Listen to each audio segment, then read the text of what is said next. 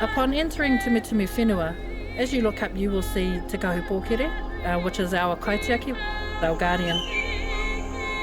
It's not only a guardian for our people, but also all of the visitors that enter Ra Kei Marae.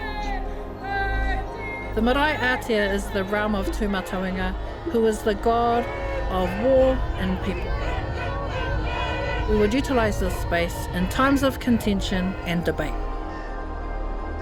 We then transition into the realm of Rongo, who is the god of peace. We utilise this space to wānanga, plan and prepare for our future while reflecting on our past.